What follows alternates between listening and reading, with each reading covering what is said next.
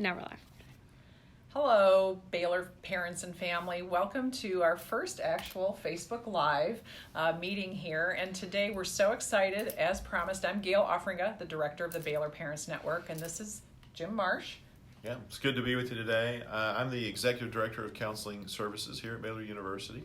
And we are so excited, Jim. We met a few months ago for all of you parents who were getting ready to send your kids off to Baylor and said that we would come back live today. So here we are, as promised, to answer some of your questions that you may have now that the students are, about 6 weeks into the school process. That's right. So I'll start with a question and then we'll see what comes our way. Okay. But Jim, they're 6 weeks in. They've, as we discussed the first time, this has been a huge transition so far. So what is it that you find most noticeable within your services, your counseling services? What's coming up a lot? Yeah, there's a couple things I'm just thinking about. One of those is the time of the semester. So I've been at Baylor, this is my 20th year working in the counseling center, and we've been keeping track of data for a very long time. So typically it is around this week that we're currently in the semester that we see an increase in students coming to the counseling center. So I just want to put that out there. That's not a big surprise, kind of the third week, end of September. Usually that's because they've had their first round of exams or tests or major assignments. They've received a grade back. So in addition to that, what we see, the top three reasons that students come for counseling, number one is anxiety, and that's been that way for the last few years.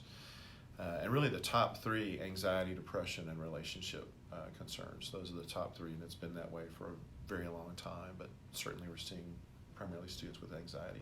Okay, so we've been getting phone calls too the last couple of weeks from parents or concerned family members, and why don't we go to that first one, anxiety. Okay. So parents will call and say either mostly their student is not connecting at Baylor, and they think everybody else is connecting and they can't see the light really about how to go connect. Can you comment on what you could advise these parents to help their student with? Right, maybe I could draw a picture. Oh, could you? That'd be great. Can we do that? I'm going to draw a little picture. We'll just go with it. I think about this a lot with students and making connections and making friends and how that works. And it's a pretty big concern, I think, for a lot of students. It's not uncommon for me to meet with students who've had friends, and that's been normal for them, but then to struggle once they're here. So I draw a picture for them. And I'll try to draw this big enough so you can get on the screen. But you have these two groups of people who are here, right? And on this one side, these are all the people that you have some interest in or you would like to get to know or have some relationship with. So, they're all over here on this side, in this circle, right? And there's another group over here, and these are all the people who might have some interest in your student and maybe want to get to know them for whatever reason. But at the end of the day, it's just kind of this group in the middle, right? This is the group here in the middle that really your student is going to connect with them and they're going to connect with you. And I tell students this all the time. Right? Not everyone you meet is going to be your best friend. Not everyone you meet you're going to be great friends with. And I tell people you have to go through these and you have to go through these to get to these folks, right? And really, they've done this their whole lives. They've started doing this back in kindergarten and first grade. They started going through this process. There's probably lots of people in their life that they know as an acquaintance, but really never developed a close friendship with, and they just went through that natural process of sorting that out. Part of what happens is when you come to college, you have to do it all over again. And you start all over with this process. People who are really extroverted, they do this very naturally, and they just meet so many people and they go through relationships very quickly that they come to this group much faster. That's their friends. People who are a little more introverted, a little more shy, it takes them a little bit longer, and they can get discouraged But this is the point, if you meet someone, I tell a student, if you meet someone and it doesn't work out, I'm like, congratulations, you just got closer. You're doing a process, you just got closer to meeting that group who's really going to connect with you. So I don't know if that helps or not, but that's a way I encourage them to think about it. So then what do you say to the parents, because we have them call us a lot. What do you say to the parents who are frustrated because they're offering some of these solutions to their student? Keep trying. Go to this organization if there weren't people there in your center. Right.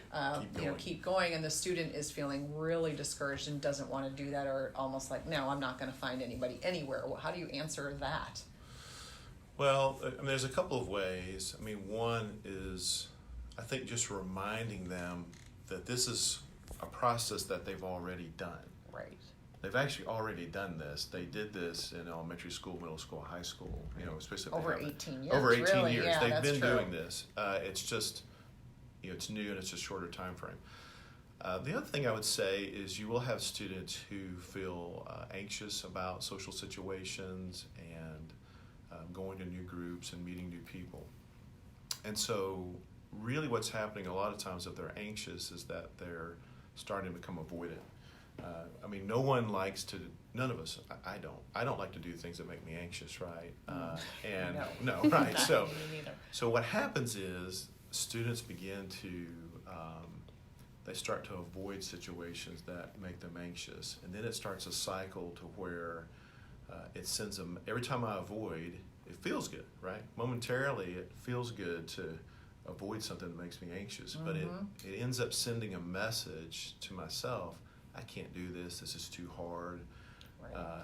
It becomes a self-defeating message. So I really work with students to think of ways to overcome that avoidance. Okay. Right? And to, and that's part of what we do in the counseling centers. We help students that have maybe fallen into that place. Well, and I love that because I tell all parents, please tell your students to use the counseling center. And I have heard you have a really strong social anxiety group. Is that correct? Mm-hmm. So it's more common than people think, and I think they think that they're the only one who feels that way. Right, and that's the power of the group, right? Exactly. So when you meet with other students who go through the same thing, they realize they're not alone. Right. Well, so I have another question, and how much should a parent be talking to their student or contacting their student, especially with texting and the availability with Instagram and everything this year? Now, I shouldn't say this year, but how often is a good norm or a good balance? Norm, right. I don't want to back you into a corner. Well, I'll probably look at that another way. I do think every family is different, and they have different levels of communication. Okay. And so if you're just communicating like you've always been, that's fine. I think what I caution people about is if they're not communicating with you at the same level or the same rate, that's probably your cue that maybe there's a different pace there. Right. I just caution parents about not getting upset if their student doesn't contact them as much as they would like.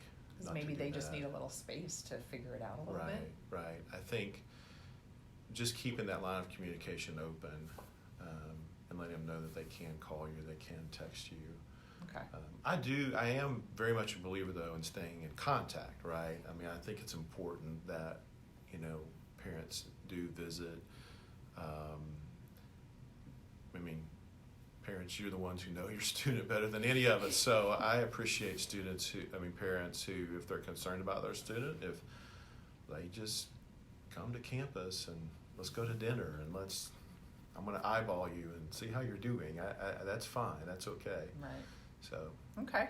Well, once again, I am Gail Offringa, the director of the Baylor Parents Network. Jim Marsh, the executive director of counseling services here at Baylor for 20 years now. Right. And I'm just checking. We do have certainly some questions coming in here. So some of these we've already gotten answers to. But how about, is there a line? Like, what's the definition of the line when the parent should step in, I guess? Well, for me,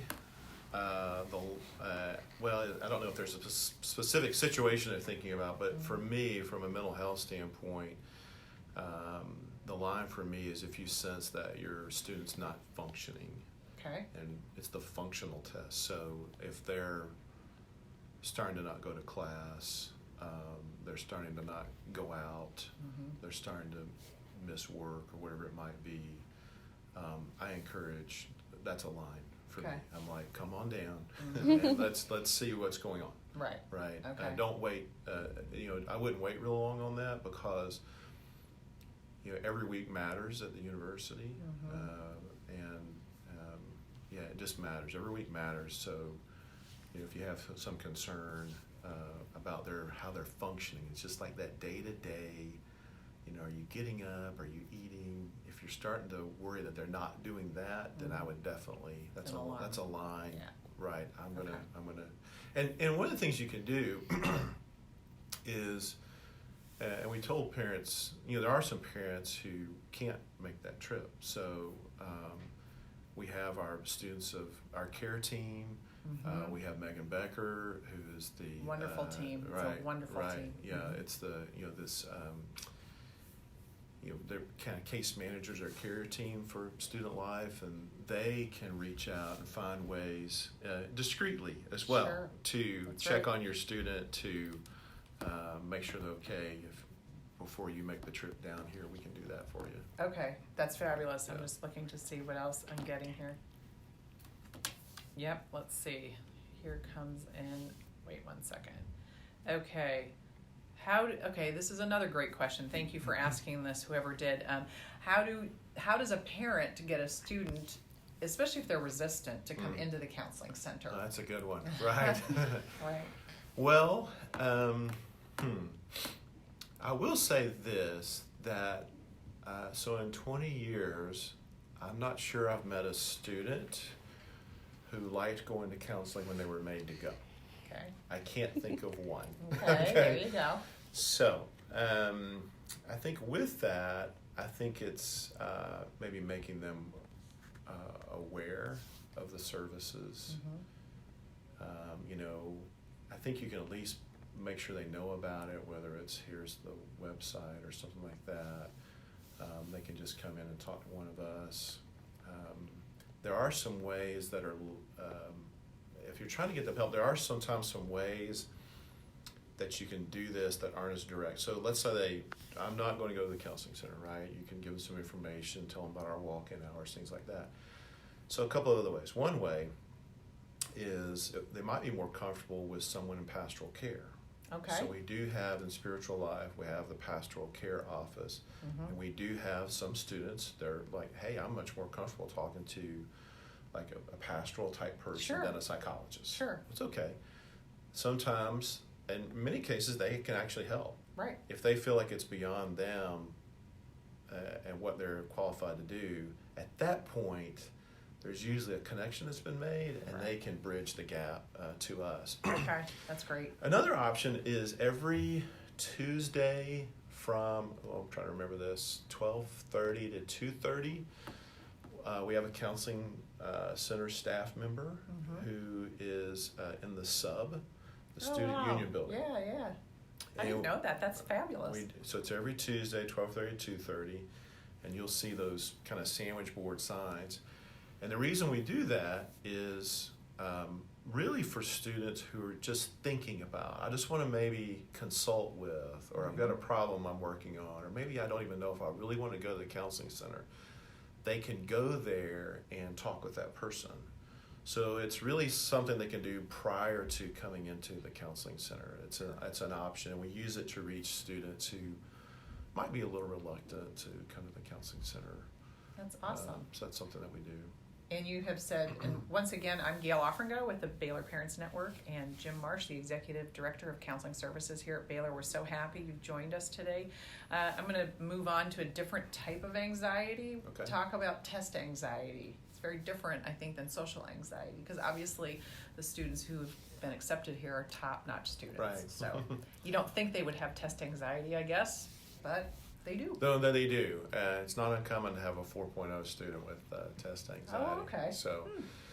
So if I think about the difference between, different types of anxiety, you're going to approach them in different ways. So something like test anxiety, there's a couple of things I think are helpful. One of those is going to be on the preparation end. So Okay. what I mean by that, there are some very specific ways that students can prepare. They're going from studying 5 hours a week to 25 hours a week. Mm-hmm. Stakes are a little bit higher. So there are some things they can do from a test preparation standpoint that I think lower anxiety. We do some of that here. Certainly the Success Center does a lot Absolutely. of that. They have workshops on that. So that's the Academic Success Center in the Paul L. Foster building. Right. That, again, you parents talk to your students about it. They've heard about it, but just please reiterate that. Right. Now, there's another side to that, which is more on the psychological kind of counseling side. There are, with anxiety, part of what's happening is you're having this fight, flight, or freeze reaction, right? Mm-hmm. Not real helpful when you're taking a test. That's right. When you're taking chemistry or engineering or whatever it is, that is not a helpful response. And there are some things that we teach students how to do to help them maybe intervene before a testing situation, to help them calm themselves in a testing situation. Okay. So there are relaxation skills. We offer mindfulness groups. Oh, that's great. Two things that they can do that are don't require coming to the counseling center and starting counseling per se is we have two locations here. We have a location at the Student Life Center, and we have a location at the Dutton Counseling Center, yeah. which is the Dutton Garage, or some people call the Garage Mahal. You've heard that name. Yes, yeah. But we have what we call a mind-body lab. And in that, we have this room with these comfortable chairs, but we have these different devices and programs that students can use. They can just go in and use them. Okay. It's like, hey, I'm here to use the mind-body lab, and somebody will show them how to use them. Was it like a biofeedback or something? There's different types of equipment to show them how to manage their breathing, to relax, manage their heart rate. The equipment, the design of the room is that nothing in there, except the chairs, is expensive. Yeah, right? That's awesome. And the goal was we didn't want to have a bunch of expensive equipment, in order to learn how to relax or manage your anxiety. It's the equipment in the room is all stuff that if you like it, you can go on Amazon and buy it and just have it in your room. So that was the idea. That's so you can try it all out there, but Uh-huh. it's not that expensive. Huh. So the other thing is, in addition to that, we have something that we call TAO, and it's called Therapist Assisted Online, and it's available to every student on campus. Again, it's one of those programs that they can go onto our website, and there's a way they can just log on for self-help. Again, it doesn't require that you have to see one of us. So what is it, someone on the other end, like a... No, they log on, Okay. and then there's all of these programs that are available to them. Okay. Self-help programs on anxiety for college students, depression for college students. But then for this particular one, for test anxiety, there's something called a mindfulness library. And so on there, it's going to have relaxation exercises related to diaphragmatic breathing, progressive muscle relaxation, imagery, other things like that they can use to help them learn how to be less anxious. That's amazing. On their own. So that's another one of those examples. I think the earlier question, if you have someone who's reluctant to come in, sometimes connecting them with those services Right. as an entry point then opens the door like, okay, this was helpful. Maybe I'll try the next step. Right. That's amazing. Do you know what the website address is off the top of your head? We Sure. can put it below, but No, it's www.baylor.edu/counseling_center. okay. And so if you scroll down a little bit, you'll see something called TAO, or Therapist Assisted Online. You Okay. could do that. And then they just use their normal Baylor login. Right. Numbers. It's just, That's it gives you fabulous. directions how to do that. Well, that's something I didn't know about, and now we'll be able to share with Right. future phone calls that we get. Sure. So that's really neat. Well, so what else do you think is important that we need to address? I'm looking to see if we're getting anything specific here. Do do you have any other subjects? I know we talked about roommate issues, or you said relationship issues. I assumed that meant, boyfriend or girlfriend, but maybe not. I mean, it's all of the above. Yeah. I think it could be, dating relationships. It could be roommate relationships. I do think that, I think we were talking about this at one point. I read some data about the number of students who, when they grew up, they didn't share a room with a sibling. Yes. Right. There's been Yes. some data about that. So, I shared a room for most of my life with my brother and bunk beds, right? So, but there has been some, I've heard some things about that where it is different if you've never had to do that, and then suddenly you have somebody you're sharing a room with. That's right. So, learning how to navigate that, learning how to negotiate. I do think the other thing too that comes up is sometimes students expect that their roommate's going to be their best friend. Yes. And that's not always the case, and that's okay. I think they sometimes will build that up in their head that I have this roommate and this is going to be my kind of social anchor, if you will, and going to be my best friend. And anything less than that becomes, it becomes really disappointing. Right. And I would just kind of caution against thinking that way. I mean, hopefully everyone has a great roommate that you get along well with, but keeping those expectations in mind and realistic. And being realistic. Just like your drawing. I Right. mean, you said how many people do you have to go through Right. to find those good friends? Right. And it's- Just be realistic about that. Exactly. I'm going to introduce myself again in case you've just joined us. Gail Offringa. I'm the director of the Baylor Parents Network, here with Jim Marsh, the executive director of counseling services. Let's see. So how about, where am I here?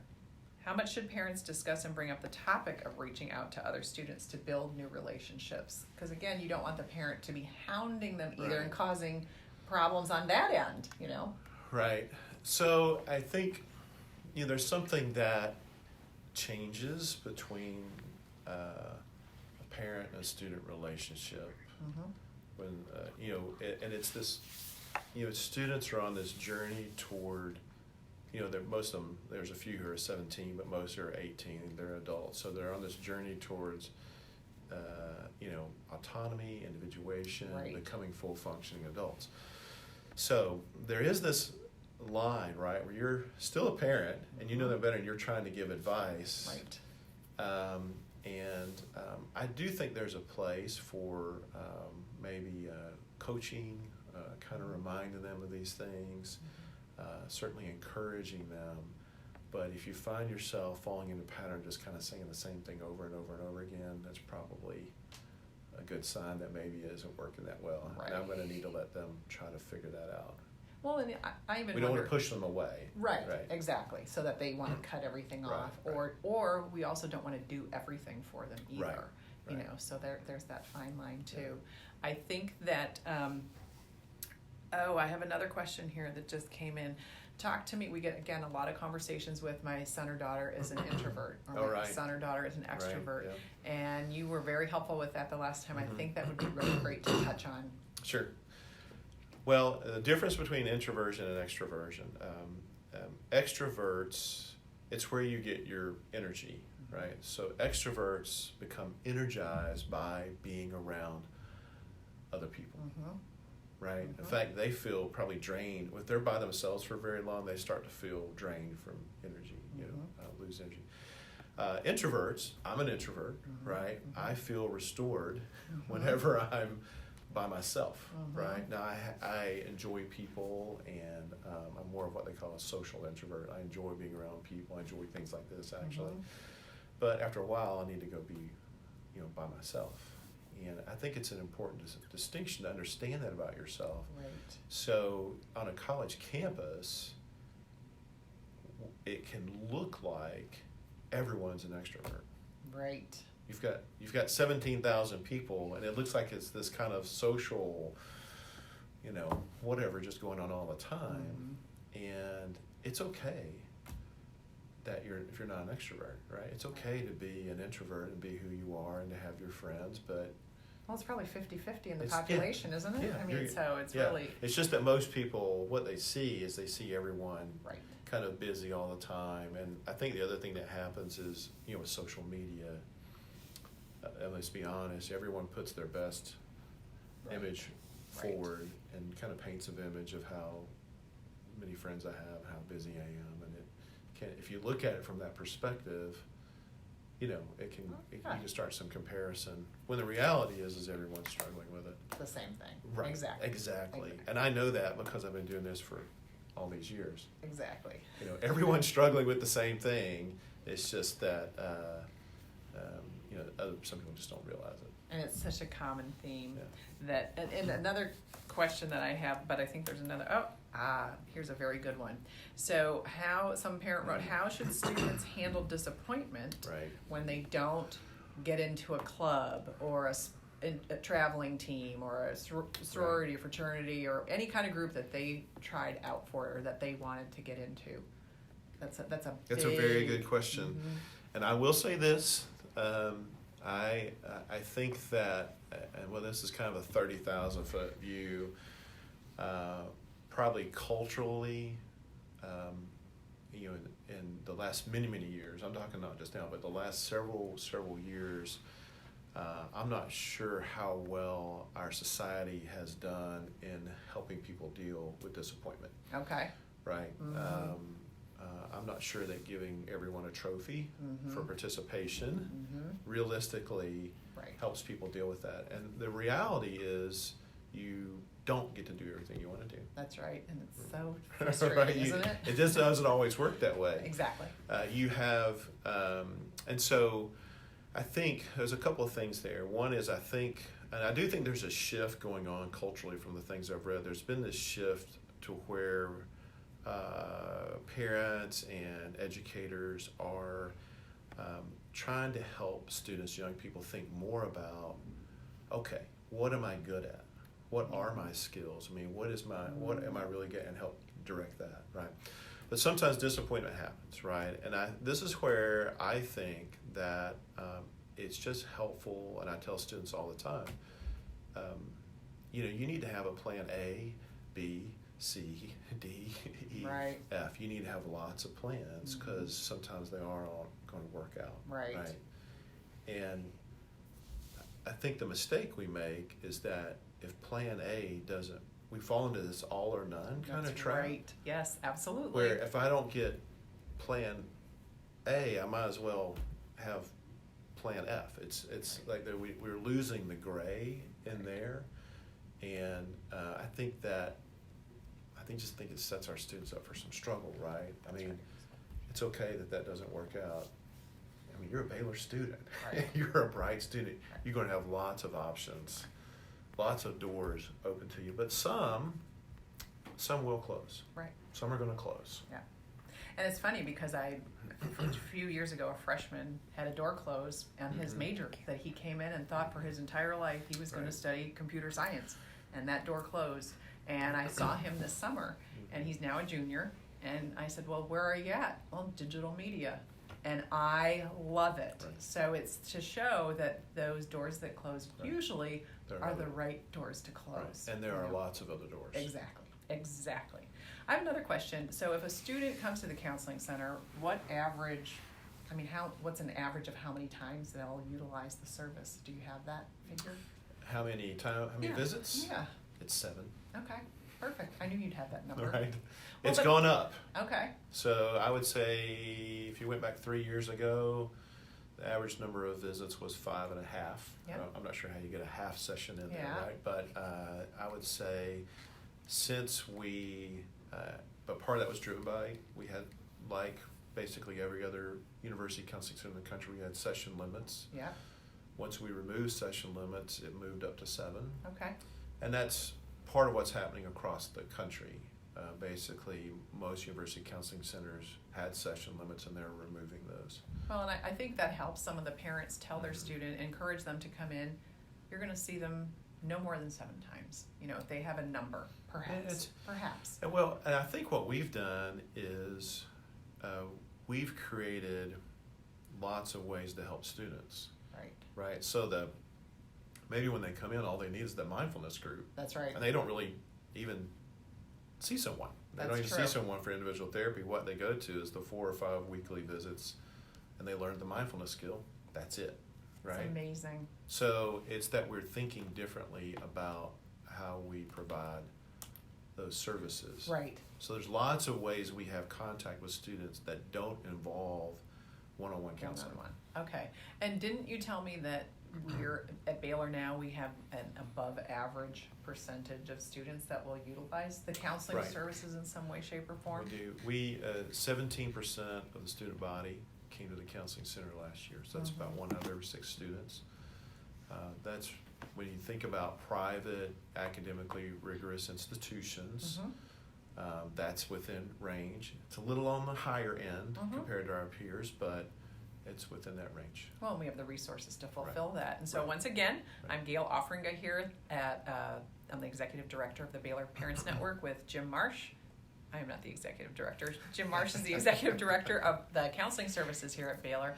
And I think the one thing that you do a great job is painting a picture of everyone has different needs. Can you just expand on that a little bit? Right. I think if you think about counseling and the way counseling sort of has been delivered, if you will, the way they've done that has been a one-on-one counseling. It's just the way it's been done forever. Maybe some group counseling and couples counseling with that. But what we have found and what lots of other universities and other agencies are starting to realize is that there are, particularly students, there's many ways we can be helpful with students. So we think of individual counseling as more of a high intensity, high engagement. Not everyone needs that. Right. And not everyone wants that. That's right. And that's okay too. So we have many other things, many other options before that. So for example, we have 20 different groups that run right now. Wow. So there'll be 6 to 8 students in each one of those groups. Okay. And there are things on, we have what's called ACT. It's acceptance and commitment therapy for anxiety and depression. I mean, very popular. Our creative arts groups are very popular. Relationship groups. I do the social anxiety group. We have different recovery groups. And I think the other thing that does is that those groups are, what I was saying earlier, they find other people who are going through the same thing. That's right. And there's this community now, and I'm not all by myself. That's right. But that goes all the way down the line to that Let's Talk I was telling you about, some of the online programs we have. So it gives us lots of options to help people. So I think it's wonderful because our parents are obviously wanting the best for their students, and they're looking for all the different sources, and Baylor certainly is providing so many sources. I don't think we are getting any more questions in, Jim. Okay. So again, we thank you so much, and you're a wealth of knowledge, and I think that parents will now see even more of what Baylor has to offer for their students. Thank you so much. Well, thanks for having me. Thank you.